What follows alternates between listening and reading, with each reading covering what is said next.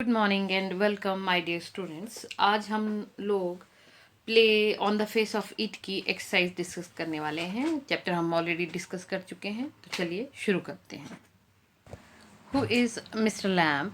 How does Derry get into his garden? Mister lamp कौन है और डेरी उनके गार्डन में किस तरह से घुसता है? Mister Lamb is an old man. Mister Lamb एक बूढ़े आदमी हैं विद अ टिन लेग, जिनकी एक टांग टिन की है। His leg was blown in a war. उनकी जो टांग है, असली जो टांग है, वो युद्ध में उड़ गई थी।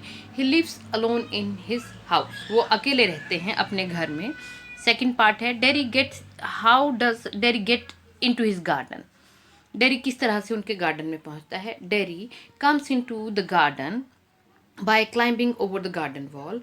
डेरी गार्डन की दीवार को फांद करके चढ़ करके गार्डन में पहुंचता है। ही avoids being with people.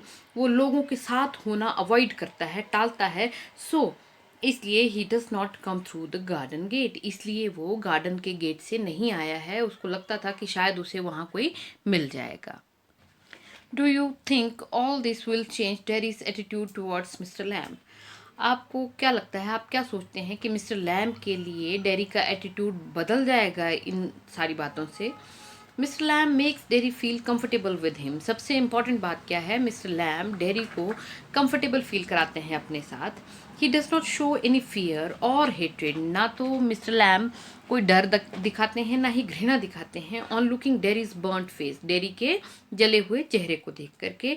He also tells dairy, इसके साथ साथ वो डेरी को ये भी बताते हैं that he has two legs, कि उसकी दो टांगे हैं। Two arms, eyes, ears and brain. और सबसे इम्पॉर्टेंट ब्रेन भी है। He can do better than others in life. और वो बाकी लोगों के मुकाबले में ज़्यादा बेहतर कर सकता है अपनी जीवन में। Mister Lamb fills a new confidence in Derry. Mister Lamb एक नया विश्वास भरते हैं डेरी के अंदर।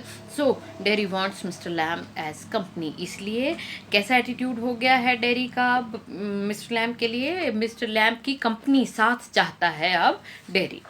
What is it that draws Derry towards mister Lamb in spite of himself? ऐसी क्या चीज़ है जो अपनी उस रिजर्वेशन के बाद, अपने जले हुए चेहरे के बावजूद भी डेरी मिस्टर लैम्ब का साथ चाहता है या मिस्टर लैम्ब की तरफ खींचा जाता है?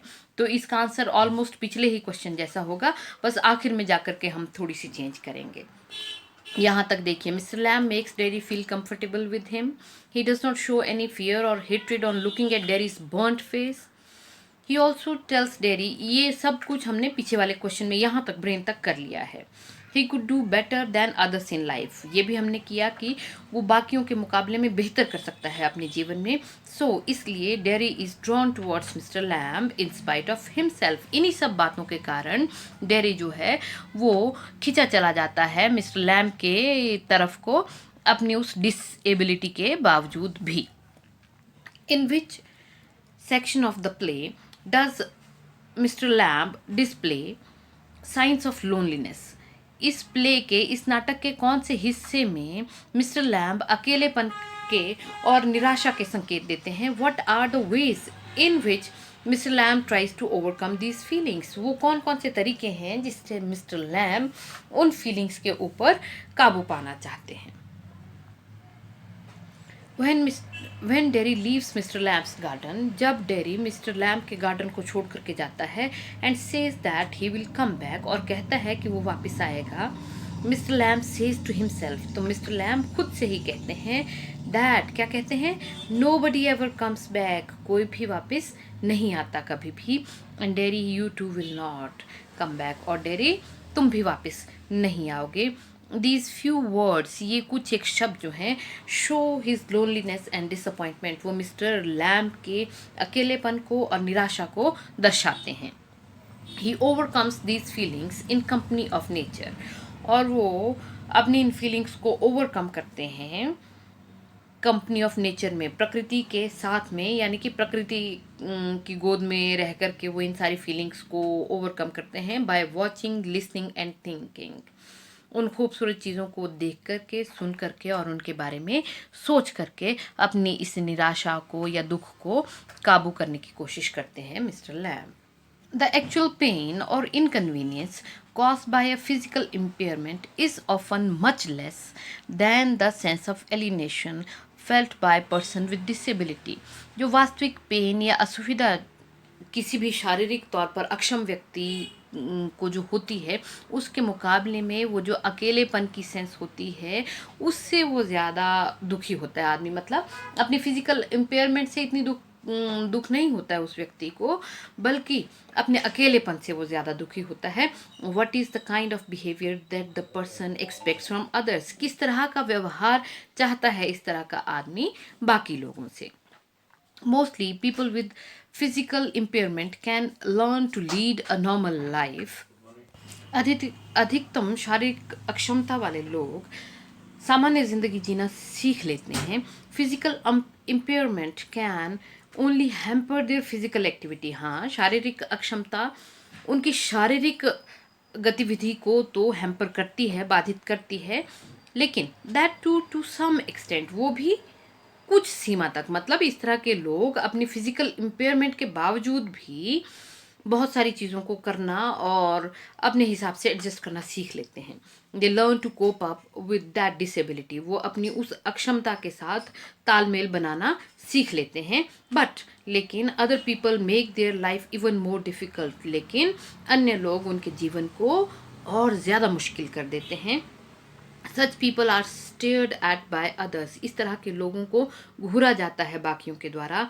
विच रिमाइंड्स देम देयर डिसेबिलिटी, जिससे उन्हें अपनी अक्षमता याद आती है। इन द प्रेजेंट स्टोरी, वर्तमान कहानी में, we witness how Derry feels. हम देखते हैं कि कैसा डेरी महसूस करता है। He feels that the acid has not only eaten his face. वो महसूस करता है कि एसिड ने सिर्फ उसका चेहरा नहीं खाया है, इट हैज़ ईटन हिम। उस एसिड ने उसे ही खा लिया है। He does not want to meet people. वो लोगों से नहीं मिलना चाहता। बिकॉज दे डिस्पाइज, क्योंकि वो लोग डिस्पाइज करते हैं, घृणा करते हैं, हिम, उसे, बिकॉज ऑफ हिज लुक्स, उसकी दिखावट के कारण, वो कैसा दिखाई देता है इस चीज़ के कारण। Even his mother kisses the other side of his face. और तो और उसकी जो माँ है वो भी उसके चेहरे की दूसरी साइड को किस करती हैं, नॉट द बर्न्ड साइड, जली हुई साइड को नहीं। But Mr. Lamb fills him with new confidence and zeal, उत्साह, to live a normal life. लेकिन मिस्टर लैम एक नया उत्साह और आत्मविश्वास भरते हैं उसके अंदर एक सामान्य जीवन जीने के लिए। Dairy is withdrawn. डेरी खिंचा खिंचा हुआ था because of others reaction on seeing him. बाकियों की जो प्रतिक्रिया होती थी उसको देख करके, उसके कारण। People keep on reminding him his disability. लोग उसे रिमाइंड कराते रहते हैं, बार बार याद दिलाते हैं उसकी अक्षमता को। विच पेन्स हिम अ लॉट, जिससे उसको बहुत पेन, बहुत पीड़ा होती है। Such people want compassion and love from others. इस तरह के लोग सिर्फ सहानुभूति और प्यार चाहते हैं बाकी लोगों का।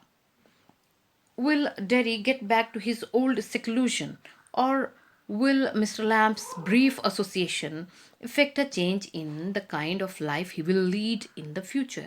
क्या डेरी अपने अकेलेपन में वापस लौट जाएगा, या फिर मिस्टर लैम्ब के साथ जो छोटा सा एसोसिएशन, छोटा सा साथ रहा है उसका, उसके कारण जो फ्यूचर में, भविष्य में जीवन जिएगा डेरी, उसमें कोई बदलाव आएगा?